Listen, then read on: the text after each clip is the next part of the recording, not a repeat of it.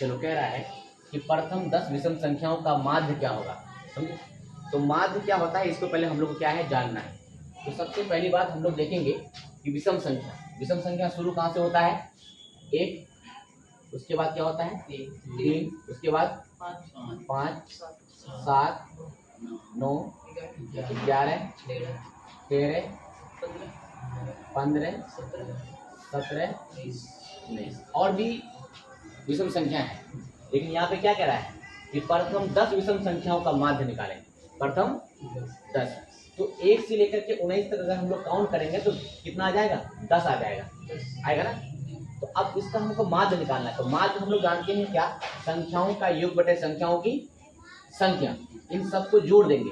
अगर इन सबको जोड़ेंगे अगर हम लोग 1 + 3 + 5 + 7 + 9 11 + 13 + 15 + 17 + 19 और इसको हम लोग कितना से डिवाइड करेंगे, कितना संख्या दिया हुआ है, प्रथम 10, तो 10 संख्या से क्या कर देंगे, डिवाइड कर देंगे।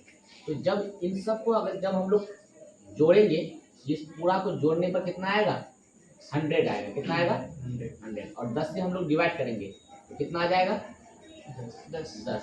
तो प्रथम 10 विषम संख्याओं का माध्य कितना हो जाएगा, 10। तो राइट आंसर कितना हो जाएगा, ऑप्शन नंबर बी हो जाएगा। तो कहता है कि 64/81 + 16/9 रूट के अंदर है। ये क्या होगा, परिमेय संख्या होगा या अपरिमेय संख्या होगा या फिर पूर्णांक संख्या होगा या फिर प्राकृतिक संख्या होगा। तो इसको हम लोग क्या करेंगे, सबसे पहले सोल्व करेंगे। जरा सा देख, यहाँ पे हमारे पास है 64/81 + √16/9। जब इस से पूरा तो बाहर निकल गया।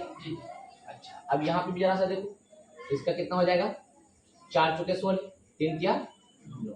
जब इसको हम लोग सोल्व करेंगे ना, जब इसको हम लोग सोल्व करेंगे, ये 9 एलसीएम आएगा, 8, 3 × 9, 4 × 12, 12 और 8 कितना हो जाएगा, 20 हो जाएगा। और ये कितना आ जाएगा, 20/9। तो बताओ ये कौन सी संख्या हो जाएगा, परिमेय संख्या हो गई। एक चीज याद रखना, जो रूट से पूरा बाहर निकल जाएगा वो क्या हो जाएगा, परिमेय संख्या हो जाएगा। तो इसके आधार पर इसका जो राइट आंसर हो जाएगा कितना हो जाएगा, ऑप्शन नंबर ए हो जाएगा। क्वेश्चन दिया हुआ है, यदि 156 = 2 x × 3 y और 3 z हो तो x + y + z का मान क्या हो जाएगा। बहुत अच्छा क्वेश्चन है। चलो इसको हम लोग सोल्व करते हैं। तो सबसे पहले हम लोग क्या करेंगे, 156 का हम लोग अभाज्य गुणनखंड करेंगे। क्या करेंगे, अभाज्य गुणनखंड करेंगे। तो कितने बार आया, एक बार आया, तो 3 कितना हो जाएगा, 1। और 3 कितने बार आया, एक बार आया, तो 3 कितना हो जाएगा, 1 हो जाएगा। 2 x × 3 y और गुना 3 z। तो कहता है कि x + y + z का मान क्या होगा। अब बताओ, आप ही लोग बताओ, x + y + z का मान क्या होगा। तो ये जो 2 x जो है, 2 कितना है, 2, तो x का मान कितना आ गया, 2, और y का मान कितना आ गया, 1, और z का मान कितना आ गया, 1 आया ना। तो इसको हम लोग क्या करें, जोड़ देंगे, यानी 2 + 1 + 1 कितना आ जाएगा, 4 आ जाएगा। तो बताओ इसके आधार पर इसका जो राइट आंसर होगा कितना हो जाएगा, ऑप्शन नंबर ए। क्या हम लोग इसको देख लेते हैं। कहता है कि 0.3 पर रैकरिंग है, प्लस 0.4 पर क्या है, रैकरिंग है। एक बार दिया हुआ है, तो इस पूरे का मान कितना हो जाएगा, इसको समझना है। इसको हम लोग पहले भी पढ़े हैं, ये 7 क्लास 8 क्लास में सब चीज पढ़े हुए हैं। तो जरा सा देखो, यहाँ पे कह रहा है कि 0.3 पर रैकरिंग प्लस 0.4 पर रैकरिंग। तो जब यहाँ पे इसको हम लोग सोल्व करेंगे ना, ये हो जाएगा कितना, 3 ये हटेगा ना, इसके बदले में आता है 9। समझ में आ रहा है, ये 4 कितना हो जाएगा, 9। समझ रहे हो ना। और 9 और 9 का एलसीएम कितना हो जाएगा, 9 हो जाएगा। ये 3 + 4 तो कितना आ जाएगा आंसर, 7/9। तो ऑप्शन नंबर कितना हो जाएगा, बी हो जाएगा। इस टाइप का कई तरीके से क्वेश्चन पूछा जाता है, फिर हम लोग इस टाइप का बहुत सारे क्वेश्चन हल करेंगे। अब जरा से इसको देखो, कहता है कि यदि q कोई धनात्मक पूर्णांक है तो निम्न में से कौन धनात्मक विषम पूर्णांक होगा। देखो एक चीज याद रखना, यहाँ पे विषम की बात कह रहा है, किसकी बात कह रहा है, विषम की बात कह रहा है। अगर सम की बात कहता तो सम के आधार पर चलते, यहाँ पे विषम पूर्णांक की बात कह रहा है तो हम लोग विषम मान रख के देखेंगे कौन सा। ये क्वेश्चन फिर हम लोग आगे भी पढ़े हैं। जरा सा देखो, अब यहाँ पे ऑप्शन दिया हुआ है, ऐसे तो पता तो चल नहीं पा रहा है कि इनमें से कौन ऑप्शन सही होगा। तो हम लोग क्या करेंगे, कोई भी एक विषम संख्या का मान यहाँ पे रखेंगे, देखेंगे कि विषम निकल रहा है या सम निकल रहा है। समझ में आया? जरा सा देखो, सबसे पहले हम लोग कोई भी एक विषम संख्या, मान लो 3 क्या है, एक विषम संख्या है ना। यहाँ पे हम लोग क्यू की जगह 3 रख के देखते हैं, यानी 6 into 3 और +1, तो बताओ कितना हो जाएगा, कितना हो जाएगा? 6 या 18 और 1। इसमें अगर हम लोग रख के देखेंगे 6 या 18 + 2 कितना हो जाएगा? 20। ये 20 हो जाएगा। इसमें अगर हम लोग मान रखे देखेंगे तो कितना हो जाएगा? 22 हो जाएगा। इसमें अगर हम लोग मान रख के देखेंगे तो बताओ कितना आंसर हो जाएगा? 30। अब जरा सा गौर करने वाली बात यह है, 24 यहाँ पे 24 आ जाएगा। कितना आ जाएगा? 24। अब जरा सा यहाँ पे गौर करने वाली बात क्या है, जरा सा देखो, हम लोग विषम संख्या हर जगह रखे, लेकिन इन 3 ऑप्शन में हमको सम मिल रहा है और एक जगह हमको क्या मिल रहा है? विषम मिल रहा है। तो यहाँ पे किसकी बात कह रहा है? विषम की बात कह रहा है। तो बताओ इसके आधार पर कौन सा ऑप्शन सही हो जाएगा? ऐसा जब भी क्वेश्चन दिया हुआ रहे तो उसी मान को हम लोग रख करके क्या करेंगे, देख लेंगे। अगर सम रहता तो सम मान रख के देखते तो सम निकलता, तो वही आंसर सही होता। लेकिन यहाँ पे हम लोग विषम मान रख के देखे, ये तीनों सम मान आ रहा है, तो ये तीनों तो होगा नहीं, सिर्फ यहाँ पे एक विषम मान आ रहा है। तो इसके आधार पर इसका राइट आंसर क्या हो जाएगा? 6 + 1। तो कंफ्यूज होने की जरूरत नहीं। चलो देखो, अब यहाँ पे जरा सा देखो, कहता है कि 0.57 और दोनों पर क्या है? रैकरिंग है। दोनों पर क्या है? रैकरिंग है। और कहता है कि इनका मान क्या होगा, इसका वैल्यू पूछा जा रहा है।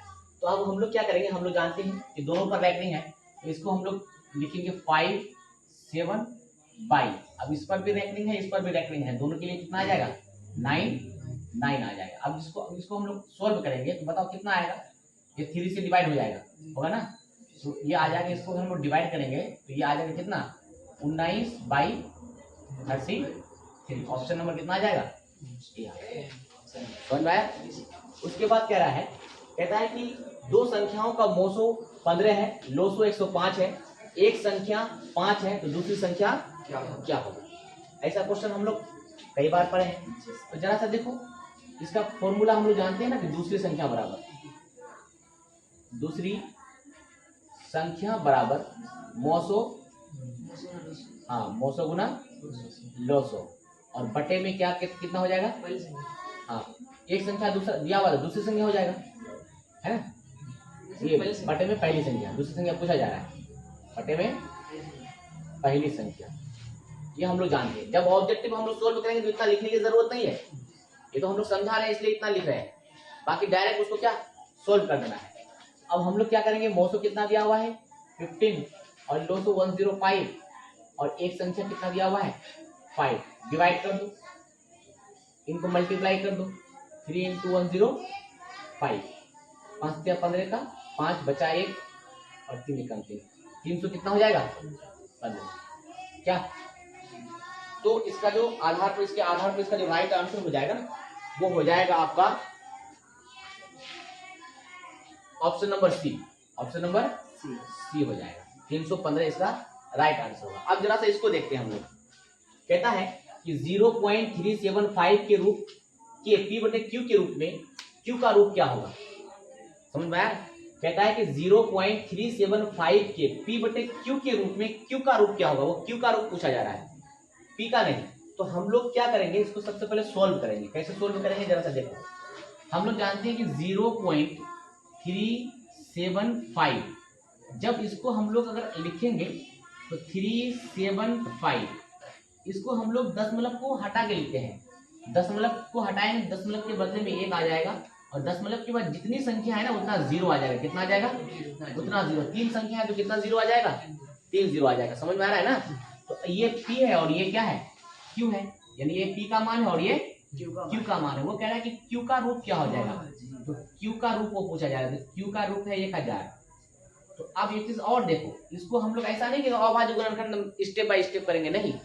एक संख्या के बदले में आता है 2 × 5, तो एक 0 के बदले में आता है 2 × 5, 2 × 5, फिर दूसरा 0 है तो उसके बदले में आएगा 2 × 5, तीसरा 0 है तो उसके बदले में कितना आएगा? 2 × 5। समझ में आ रहा है ना? डायरेक्ट हम लोग कर दिए, एक 0 के बदले में 2 × 5, दूसरा 0 के बदले में 2 × 5, कैसा 0 के बदले में 2 गुणा 5। अब हम लोग इसको क्या करेंगे, पावर के रूप में लिखेंगे। तो जरा सा देखो 2 कितने बार आया, 1 2 3 टाइम्स आया, तो इसका पावर हो जाएगा 3। और 5 कितने बार आया, 3, तो 5 में तो पावर कितना हो जाएगा 3। बस यही दोनों चीज है, 2 है और 5 है। तो बताओ इसके आधार पर इसका राइट आंसर कौन हो जाएगा, ऑप्शन नंबर सी हो जाएगा। ऑप्शन नंबर सी इसका राइट आंसर हो जाएगा।